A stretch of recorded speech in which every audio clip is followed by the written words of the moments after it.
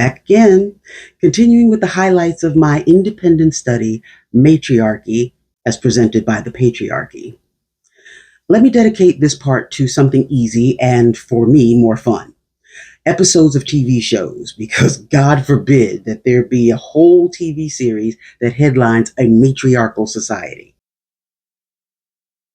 Were you made in America? Yeah, that's what I thought.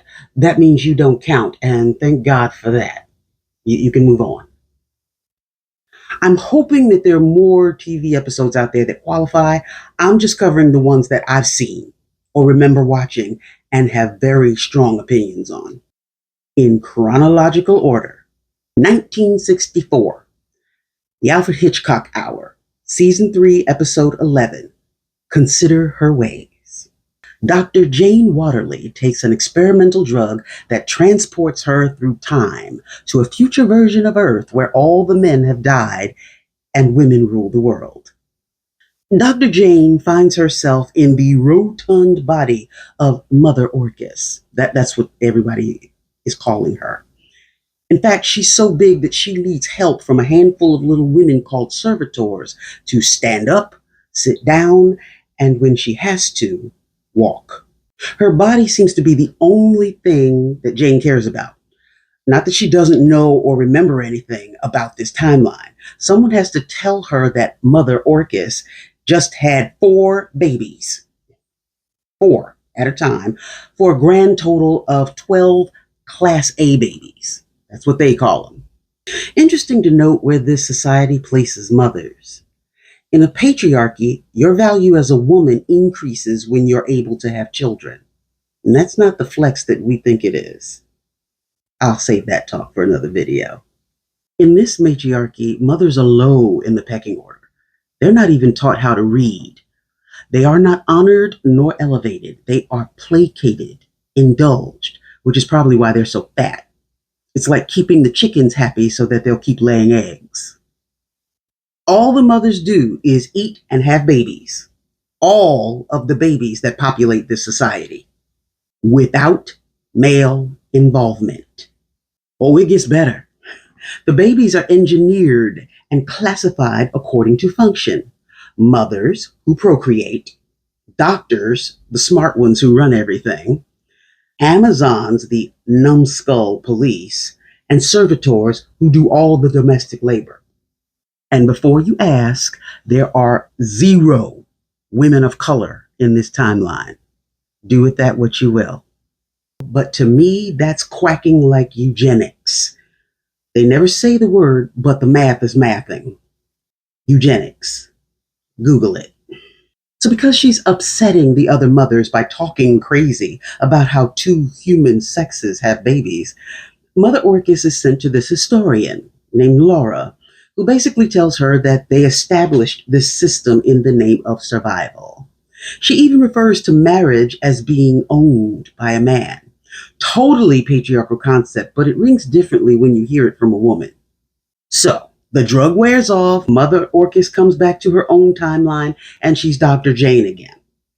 That's where I lose interest in the rest of this episode, which is kind of stupid. Now, I liked the scientific nod to women evolving to a point where they can make babies without men, because it kind of blows a hole in the red pill theory that sperm is the only thing that makes men necessary to us. What I didn't like, the assumption that women would rule the world like men rule the world, focusing on commerce and having babies, treating human beings like cattle, social status based on your usefulness to the state. Your life is planned out for you at birth. Things like art, music, and choice simply do not exist in this version of matriarchy. God forbid. Let's keep moving. 1968, Batman. Season 3, Episode 19, Nora Clavicle and the Ladies' Crime Club. I first saw this episode at age 12, and I was highly offended. It is in your face, sexist, misogynistic, and downright insulting. Guest villainess Nora Clavicle is cosplaying as a women's rights advocate, And the fact that male writers consider that a way to make her a villain should tell you everything that you need to know about where this episode goes. Adam West's Batman was sexist on a regular day, but he made it crystal clear in every Batgirl episode, which this happens to be. In a nutshell, Clavicle manages to become police commissioner, and she replaces the entire police force with women, but not trained, qualified women, no, with breathtakingly incompetent women. Wearing mini skirts and go-go boots and armed with rolling pins instead of billy clubs, just in case you didn't feel insulted enough as a woman or a girl watching this. But who cares about them, right? Why do these piggish producers always put female guards and police officers in uniforms that were clearly designed more for show than for function? Because patriarchy never takes women warriors seriously, and they don't want us to do it either. That is what makes Clavicle a real villain, because she puts women on the police force specifically to weaken the police, to make it easy for her hench girls in gold lame evening gowns to rob the city blind.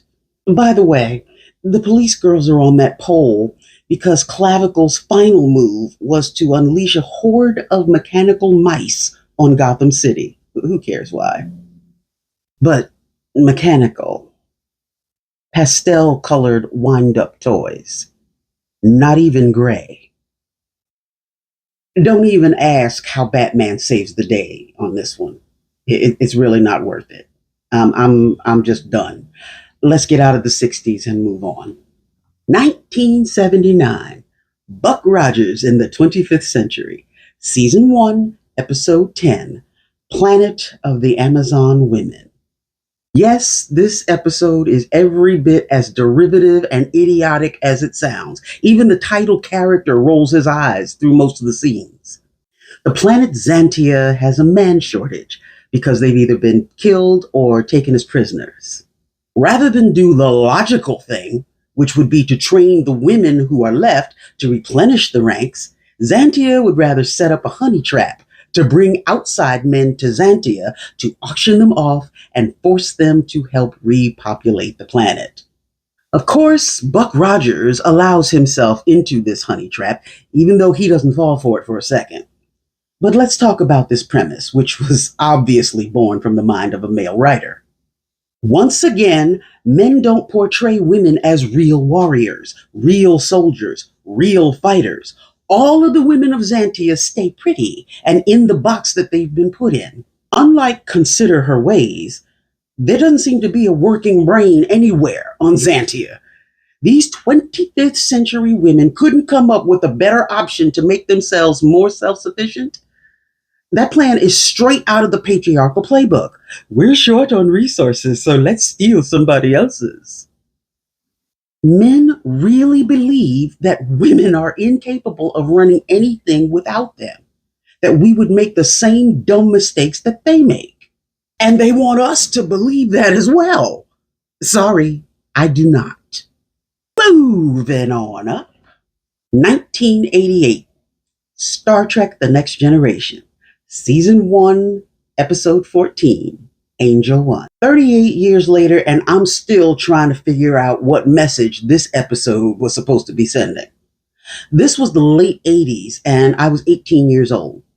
Even then, I thought that they could have done much better with the subject material. They never do. The male writers of this episode just reversed a few gender traits and pulled out the same tired arguments that should not still be an issue in a 24th century setting. So, the Enterprise is searching for a freighter from Earth, which leads them to this matriarchal planet, Angel One. Really? That's the name that the writers settled on. I'm surprised that the planet isn't shaped like a powder puff. At the time, I thought it was cute that the women were taller and supposedly stronger than the men, even though none of them have any muscles. The men are dressed like little sex objects, because apparently they're only in the room to give the women something pretty to look at. No wonder the head honcho, Mistress Beata, falls head over tea kettle for 6'3" Commander Riker. Funny how they happened to find an outfit for him, because nothing on this planet should be in his size. But I digress. Long story short, the all male crew of the freighter is on the planet, and they're fugitives, because of course they are.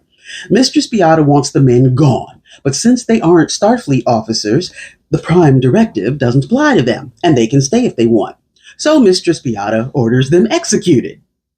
And the men still don't want to leave.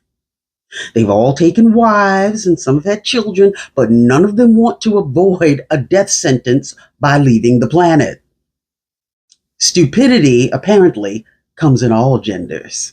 So, Commander Riker makes a speech, blabba dabba dabba doo. The men and their families are exiled to the rough side of the planet, and that is the end of this story, thank God. By that time in my life, I was convinced that no one in America wants to treat the subject of matriarchy respectfully, especially not on TV. Movies, some movies have given me some hope, but there's still too much of what the blankety blank am I looking at? But I'd rather show you that than tell you. I'll be back for that one.